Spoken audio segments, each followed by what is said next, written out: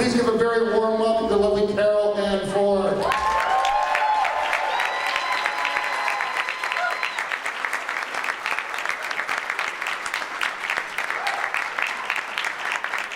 now I'm going to bring on one who I'm falling more and more in love with every day, the lovely Janet Fielding.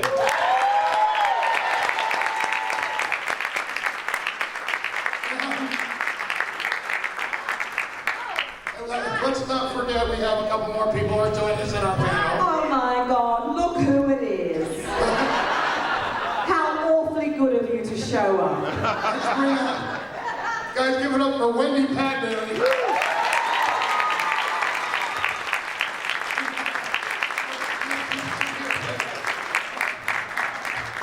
Oh, she's within striking distance. Guys, Frazer Hines, give it up.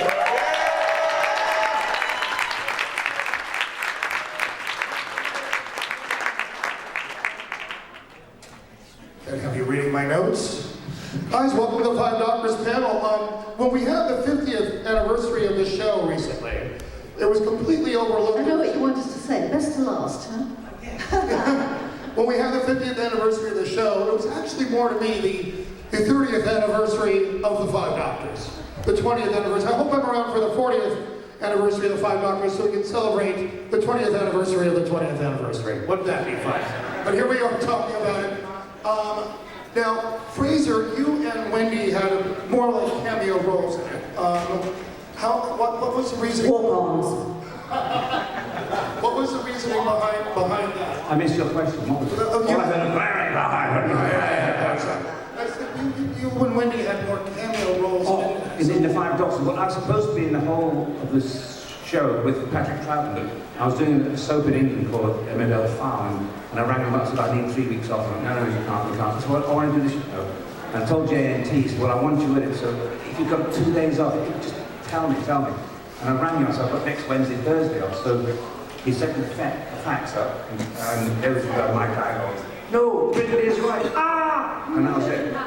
And I said, oh, I'll do it then, because I want to go back. And when the three of us met in the rehearsal, we just fell on the floor laughing, and JNT, so it was like we'd been in a problem. Yeah. And when? Well, I was expecting a baby actually at the time, so I was never going to be able to do more days. Is that the one who's here? No. Oh. No. It was a food baby. That panel might carry on a little bit. She's not which of course was a bit of a shock to the designer because nobody had mentioned that to him, and he got me a bloody cat suit, obviously. So when I had my coat, he went, oh my God, no, this is not going to work. And that's the reason that I'm covered in bubble wrap. Because it was the only thing they could think of doing last minute to cover a bump. Which was great to start with, wasn't it, Frazer? Because it was all big and fluffy. But you all know that nobody can walk past bubble wrap without popping it. So by the end of the day, it was completely non-existent, that bubble wrap. It was absolutely flat. So that was the only reason I did a small amount, like Frazer. That's true. I can see everyone on set coming by and just having a go. Yeah. Very nice. We all had a pop all day. Yeah. Wow, Frazer doesn't take long. It's like clockwork. I know it's like, no, it's not like Match Game. In the box. We have children in the audience this time. Yes. So it's no secret that John Nathan Turner, your producer, was a huge publicity hound. Whoa. So, I mean, I'm understating too. Did all of you at one point feel the pressure of that? Of being put, like, how should I word this? I mean, just you feel the way that he was constantly putting you in the press and everything, so. Not for me, no. It was just like Carole?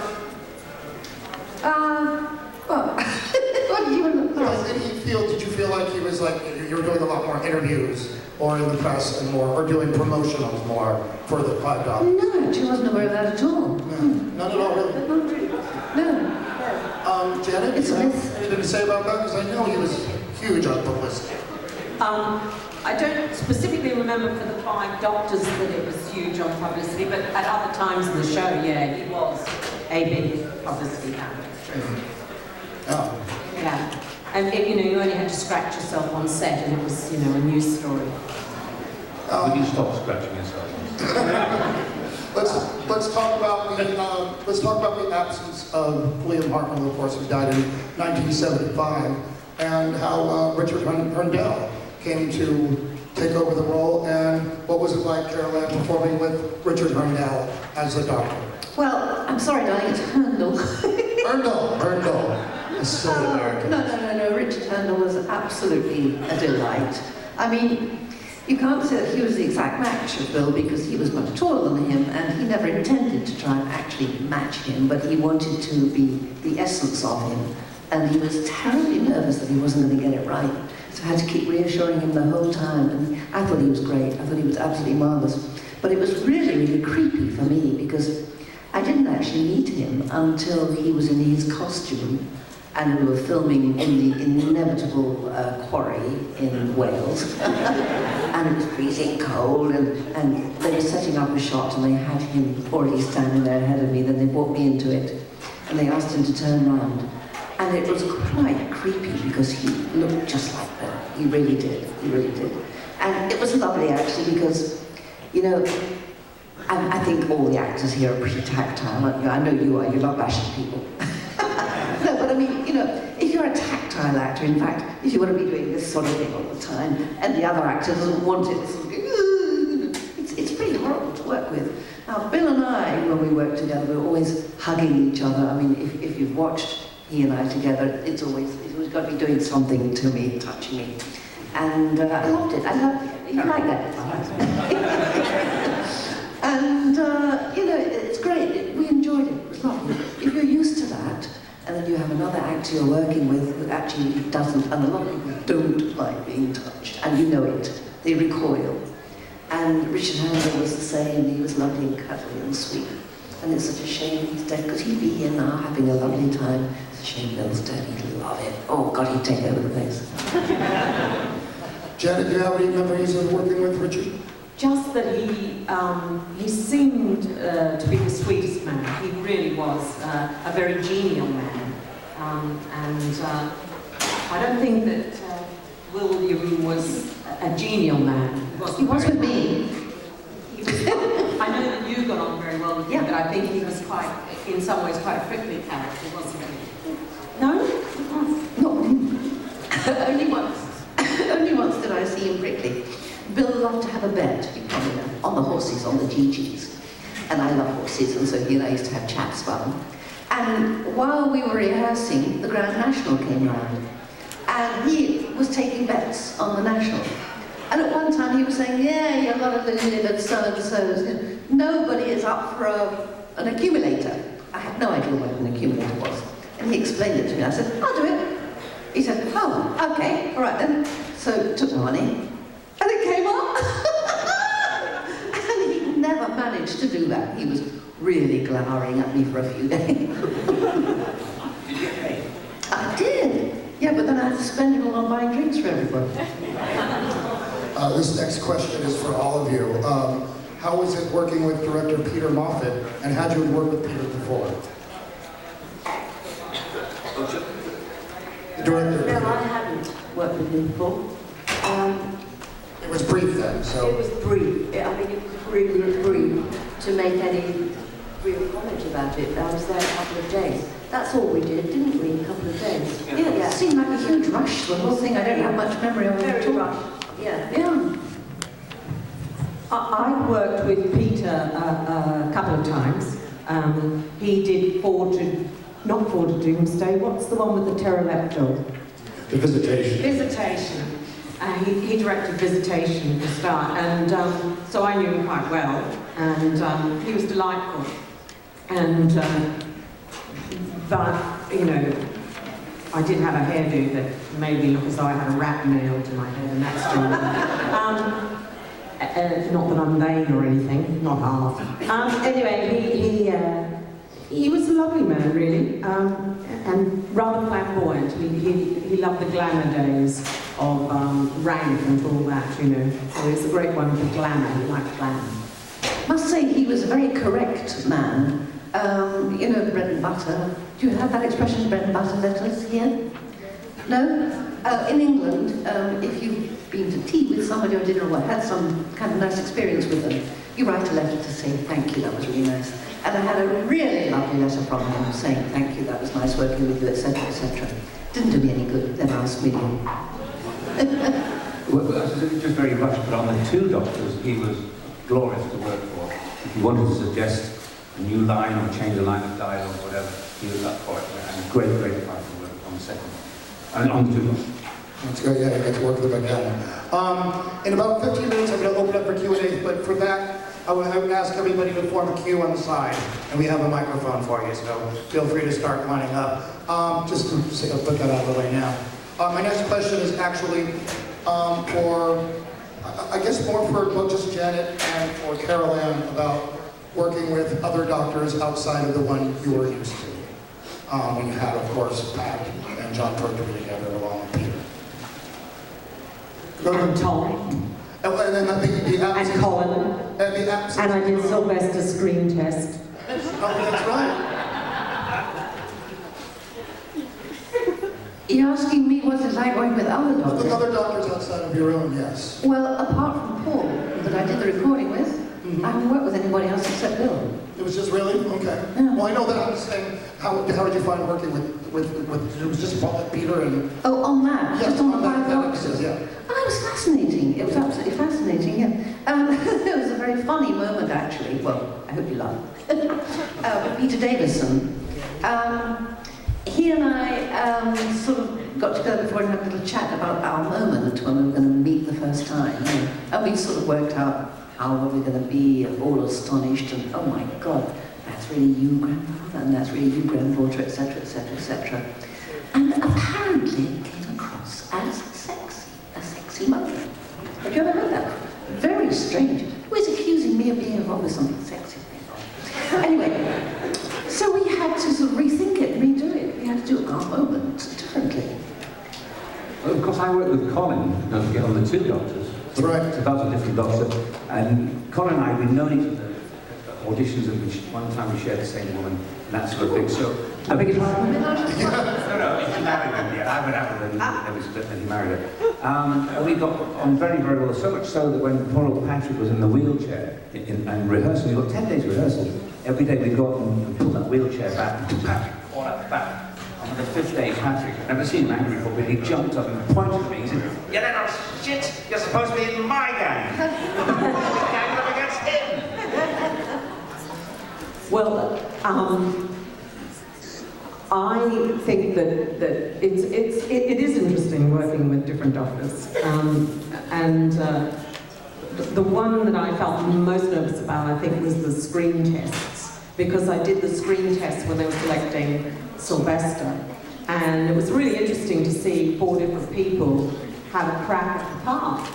And Sylvester was, you know, I was really nervous that you gave everybody a fair crack at it, and yeah, so that was great. And I did Colin did a Doctor Who story while Ark of Infinity, I think it was it Ark of Infinity? Colin, was it? We played Maxwell, yeah. Maxwell Silverhammer, we used to refer to it as, yeah. And he, so we knew that he was already a Time Lord. Yeah. I don't remember. I don't remember who the other 3 were. I can only remember one of them. I'm not going to tell you. They will know. They know everything. They know more than we do. Yeah, you do. Was, having gone back and watched the episode, was there a monster or a villain that wasn't included in the celebration that you would have liked to have seen in the episode?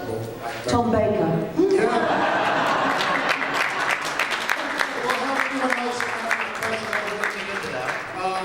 Frazer? Yeah, I was saying Tom Baker. Carole You Ann? know he was just a cardboard cutout. It was, yeah. Yeah, no, actually it was a wax figure, I thought, from yeah. Oh, you know what? Let's forgo the question. Let's get into it. Tom Baker, was it more because wasn't there animosity between John Nathan Turner and Tom Baker, or was it another reason for him not participating? Are we allowed to speak about why he's not? Go on, Frazer. No, it's just a story. The Australian diplomatic corps is awfully small. For a reason. What did you say? I said the Australian diplomatic corps is awfully small for a reason. No, I mean, it's just a story I heard. He didn't want to share the screen with other people. He wanted to be the doctor. He didn't want to share any time on screen with I heard that other too. doctors.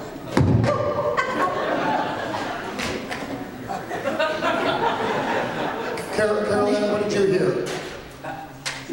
Oh, open the bloody thing now. What am I supposed to say? Oh, no, what did you hear? Did you hear any stories on why Tom Baker wasn't included? I heard exactly the same as Frazer, that's all I'm going to say. Just wanted to get a copy. Fifth Amendment. No worries, no worries. Have you actually gone back and watched the whole thing recently? They did a special No, I edition. wish I had actually, because we're talking about it. Yeah, they did a special edition DVD where they've actually upgraded the effects and put in missing scenes. Well, Yeah? the two doctors or five? The five doctors, yeah. They put in special scenes. Yeah, they put in the lead scenes and they upgraded the effects a bit. Oh, the effects. Was it the triangle that comes in, picks them up, is now all CGI. CGI and stuff?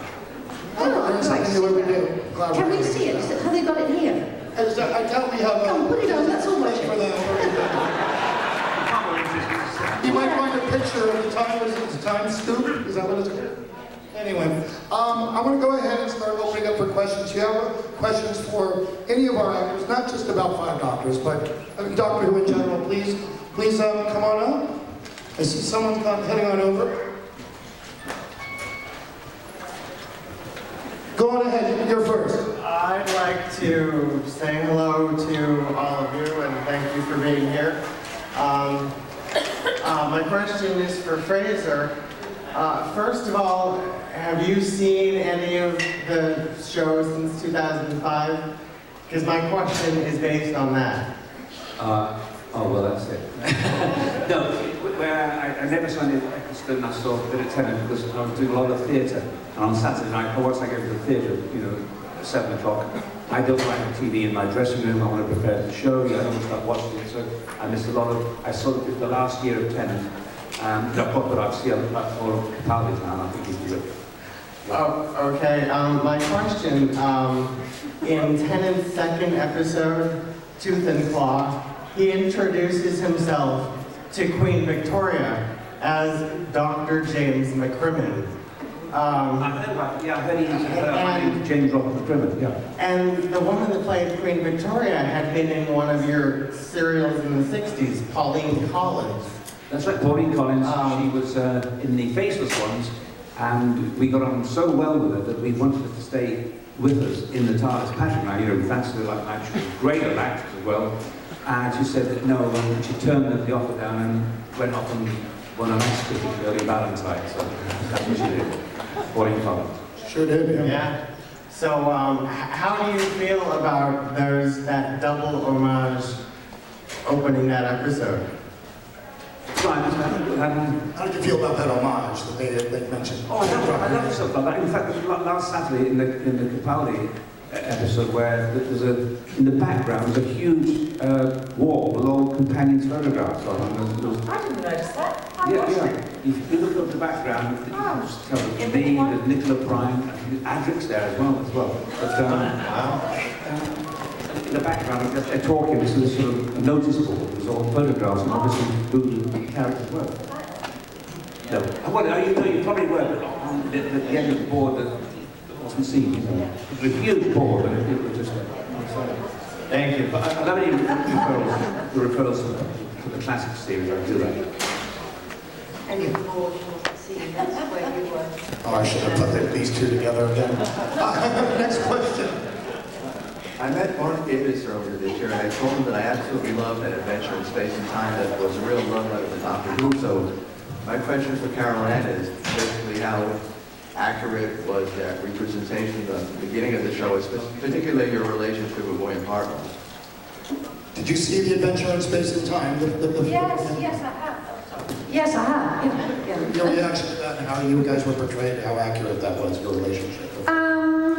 Well, largely very accurate. I mean, Mark Gatiss is absolutely wonderful, and I mean, I'm a huge fan of his, and he does go into things terribly deeply, especially Doctor Who, because he's crazy about Doctor Who, Doctor Who's biggest fan. And he interviewed us all before he did it, and asked us endless questions. And the girl who played me, Claudia, who I think did very well, also rang up and chatted with me lots of times before she actually committed it to the screen. And I think largely it was fairly accurate. I mean, there were one or two little holes where it didn't quite come off. But apparently a lot of it was speculation too, because, you know, some of the things that they were talking about nobody could have known, because it was, you know, behind the scenes, and it was, you know, what did you think of this? Well, it was this, that, or the other, and nobody could possibly know that that actually happened. But on the whole, I think it was, which I wasn't totally happy with some of the casting, but I won't mention that. but I think the writing was very, very good. And I found it terribly emotional. I mean, I saw it 3 times, and each time I finished up crying. Especially Bill. I mean, I hadn't realised how very ill he was. I mean, I had no idea at all when I was working with him that he was ill. And I think a lot of his tetchiness that people talk about was because of that. Because he must have known that he wasn't doing his very best. And he was a perfectionist. And he would have hated not to be able to do his best. The only evidence I had of it was in the very, very early ones, when we were all getting a little bit twitchy. I have a feeling to this day that maybe he wanted to make us all relax by saying, you know, doing a practical joke, by livening things up. And now I think maybe it wasn't, maybe he was ill, I don't know. But in the early ones, I don't know about the later ones, there was something at the back called a fault locator. And this was a great sort of series of computers, and if there was something going wrong on the spaceship, I mean, was there everything going wrong on the spaceship? Anyway, on our spaceship, things were going wrong all the time. And if there was something going wrong, then one of us had to dash to the back and find out what was on the fault locator. And that was usually my job as Susan to do that. And on one of them, Bill turned around to me and said, Susan, the fornicator, the fornicator. And it went out. It went out. I still think you could have played your part in that. I really do. I think I said it to other people, not to myself. You could have easily played your part in that. Well, if I knew a good plastic surgeon, maybe. Thank you very much. Next question. Hello. So my question is for Carole. Susan is Time Lord. What would you think of a new actress coming in as a regenerated second Susan in the new series? Sorry, Irene. That's Again. quite, Love your costume. the question, Carole Ann, the question was, seeing that Susan is technically Gallifreyan, would you like to see a regenerated Susan come back as a new character in some way, shape, or form? That would be great, because then I'd have to be there in order to regenerate, so I get it.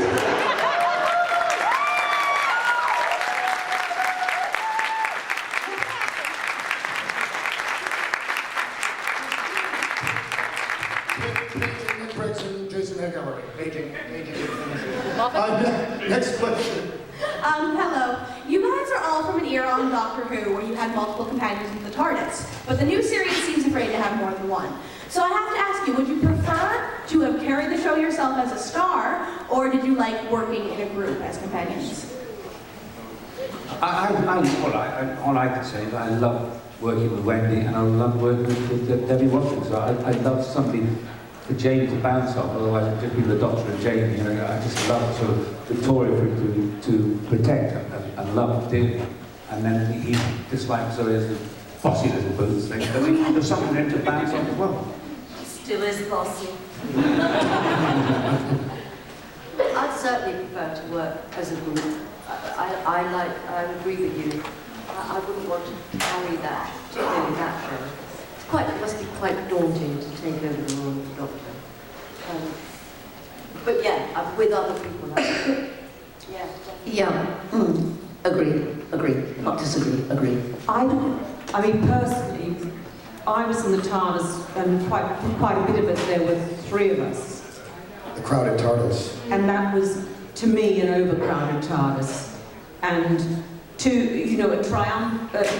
trio is a better configuration for drama, I think, than a duo or than an even number, quite frankly. And but you had 3, because there was you and the 2 4, teachers. Yeah. So there were 4 of you as That's right. regulars. And I mean, they didn't find. I think for yours it was that you were a Time Lord as well, so that worked quite well because you were related to the Doctor.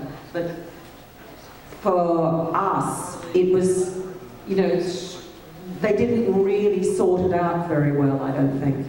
The only thing is, if there are 4 regular characters they've got to write for, then the dialogue gets a bit thin on the ground, and it's more difficult for the writers to write a nice, comfortable scene on a regular basis for 4 of you.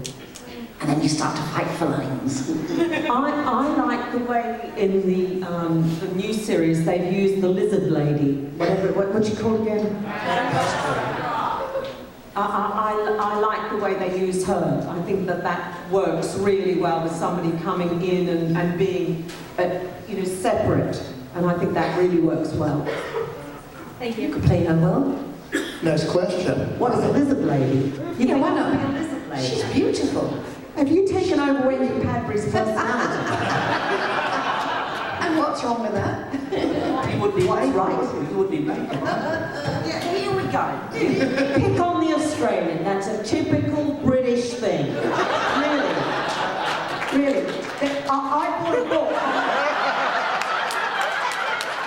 On my way to a Project Motormouth convention, I bought a book, and it was called. It had a thing. It was there are 192 countries in the world. Britain has invaded or fought a war in 142 of them.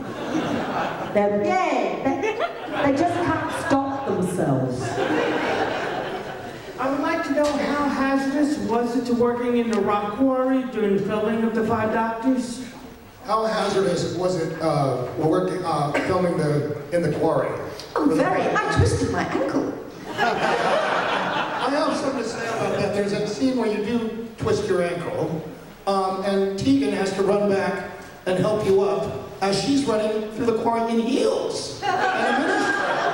Oh, she's super lady, isn't she?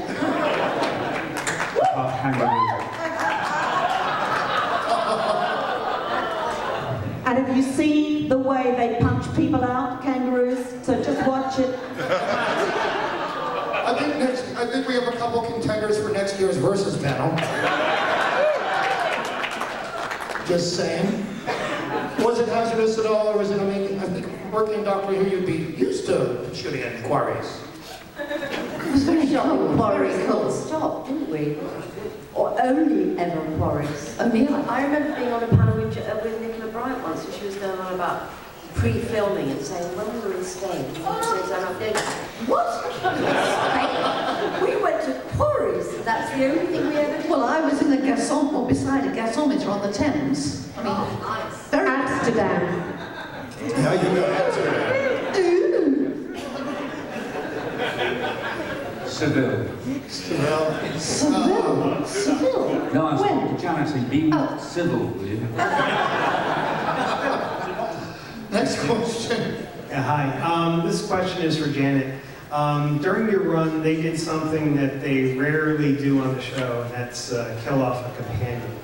How did that come about? How did you find out that Matthew was leaving the show, and what was your reaction?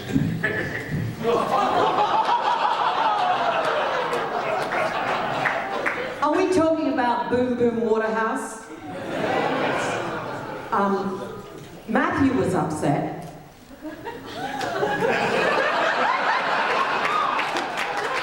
Matthew was upset. And he was just a kid, you know? And he'd been, you know, he's a big Doctor Who fan. So he was really upset. Yeah. Oh, you mean I haven't talked about my reaction? Yes. I think we have. As you said, the TARDIS was getting a little crowded. Yeah. Something needed to be done. Bit of a cold. Hi, what's your question, sir? Hi, this is for everybody, but mostly kind of directed towards Carole. Did you kind of feel gypped a little bit that there wasn't a bigger reference to you guys in the 50th episode, The Day of the Doctor? Because, like, you started the whole thing.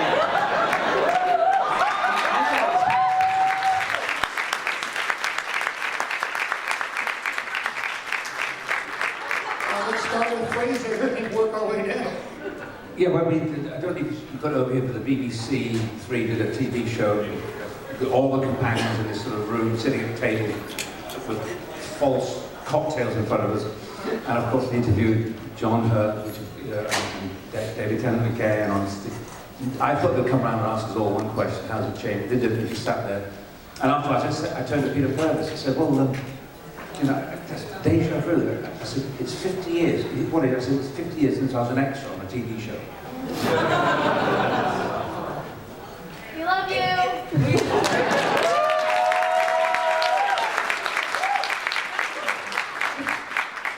There's quite a bit of, seems to be quite a bit of feeling in the BBC, which is a battle between classic Doctor Who and modern Doctor Who.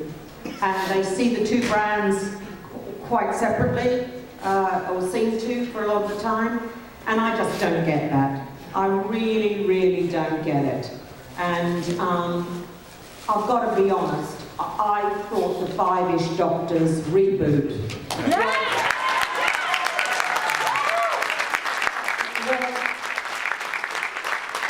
was an infinitely better celebration of 50 years of Doctor Who.